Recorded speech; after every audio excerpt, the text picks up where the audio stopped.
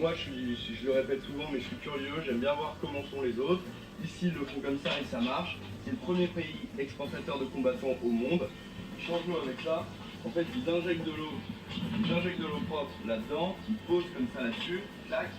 Vous voyez, plein de bouteilles à la fois, ils envoient l'eau, et en fait l'eau avec le trop-plein, avec le petit trou qui est coupé dans chaque bouteille, l'eau se renouvelle et permet d'avoir une eau d'une bonne qualité.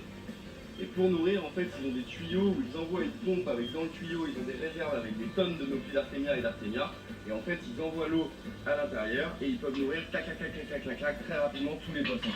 Tant à la base, ils sont originaires de Thaïlande. Le nom scientifique du combattant, c'est Betta splendens. Et en fait, c'est un poisson qui vit dans des rizières et qui vit dans très peu d'eau. Donc en fait, il va vivre il peut vivre dans quelques centimètres d'eau. Et en fait, la particularité des combattants, c'est que ce sont des anabantidés, c'est-à-dire ce sont des poissons qui vont respirer à la surface de l'eau pour pouvoir récupérer de l'air. Donc ils viennent à la surface et ils récupèrent de l'eau. Donc c'est pour ça qu'ils peuvent vivre dans une eau qui est pauvre en oxygène, parce que de toute façon, l'oxygène, ils vont le récupérer à la surface.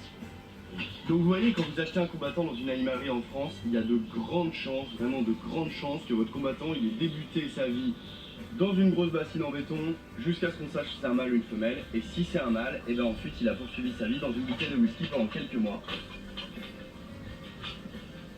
Une fois qu'il a atteint une taille respectable, ceux-là sont encore petits, ils vont les laisser grandir encore avant de les vendre. Une fois qu'il a atteint une taille respectable, et bien toujours le même process.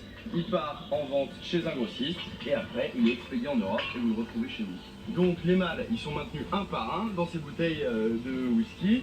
Et par contre, les femelles, regardez, les femelles, ils les élèvent ensemble. Ils les élèvent ensemble dans tous ces bassins. Et ils les font grandir pour pouvoir après choisir les couleurs qui les intéressent.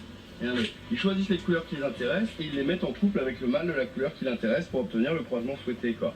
Regardez comme il est beau.